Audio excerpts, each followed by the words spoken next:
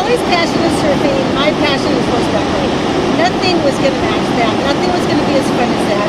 She was going to go surfing every day. I was going to ride horses. But I got one lesson included. So I did the lesson on the first day. And the person next to me, who I thought was brand new also, like, stood up and had the perfect form and rode all the way in. And it's like, I can't do that. Is that the person that you're talking about right here? Yeah, that's the one. $100, I'll give you the photo. Thank you. Slightly right. Okay. So keep it open? Yeah. Okay. So she was like Miss Athlete, and it's like, that's how you have to be to surf. You have to be young, you have to be in total good shape, you have to be able to do everything. She had just climbed a palm tree and come down that morning, so she could do it all. So then I started riding in on my knees because I just got tired and couldn't stand up. I thought, oh, this is fun, I'll ride in on my knees. But I felt like a wuss. I'm 62, it's my first time surfing, and I thought, no one else is riding in on their knees, and everyone's standing up in my mind, you know, and I wasn't gonna do it. So on the way home, I talked to her, Miss Athlete, and she said, you know what? This is not my first time. I went to a surf lesson. The first 3 days I was on my knees. Like, oh my God, you were on your knees? You were on your knees? I can do this!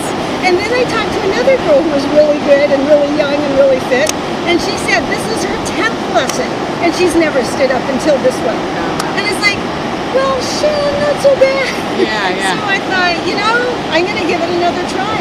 And then I went back to the room and practiced pop-ups. And I found out there's a new way you can do a pop-up. You don't have to, like, spring up immediately when you're 62. There's no way in heck you're going to spring up immediately. So it's like I did kind of a two-step pop-up, got on my knees, got up. Oh, my God, my first ride, I got up and I rode it all the way in, standing up. I was so excited. I was like, whoa, I can do this. So now it's like, yeah, I'll ride a horse once in a while, but I'm going surfing. No way. I love that. So I love that. I've always heard surfers have this like whole soulful one with the ocean thing. Mine was just that feeling of accomplishment of standing up. I don't think I have that ecstasy joy of riding the wave yet. It's just such an accomplishment to be able to do what some people take a long time to do, and it's really, really hard.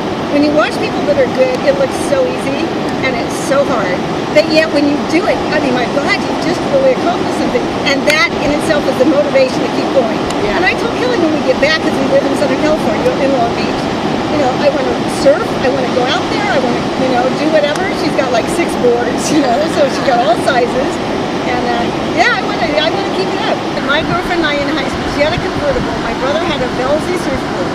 We're talking 1965, right? We would put the surfboard in the car, take it to the beach, and lay it next to us to meet boys. It never occurred to us to put it in the water. And I spent every weekend of my childhood through 18 years old at Malibu and never surfed. And my brother never. Didn't occur to me to go and surf. Never. Society has changed and it has more allowed and enabled women to do things like this. It's been okay. Before it wasn't okay. Really seriously, when I was 20, if you did that, you were labeled, you had a label put on you. If you were athletic, you were of a certain ilk. And now it's not like that. I love seeing all these women out there. And secondly, I think as you get older, you realize you don't have all that much time. And if you want to do it, you need to do it now. Because when you're 20, you have your life ahead of you and you don't realize how fast it goes. But when you're in your 50s, it's like, shoot, I may only have another 50 years, I need to be doing this and I need to do it now. And that's so motivating. When I look back on when I was in high school, college, and in my 20s, and women didn't do a lot of sports, it never occurred to me to ask why, And then now that I'm older, gosh, by 50, when I heard about Title IX, and that was the law that was passed, I think is what it is, that kind of equalized sports programs in schools for women. So where instead of all the guys getting all the good stuff and all the guys having the programs, they start encouraging women to do the same things and empowering women to do that. And I think that was like the definite change that made it okay for women to be athletes. And made it okay and encouraged women to be athletes. And I think it was just a huge landmark in women being athletic and women accomplishing the things they're doing now.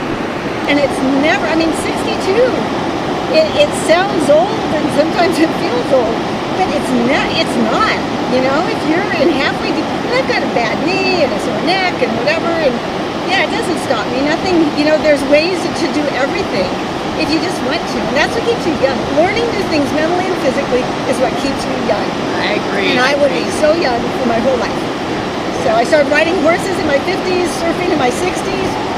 What am I going to do when I'm in my 70s? Who knows? You are never too old and you can do it all.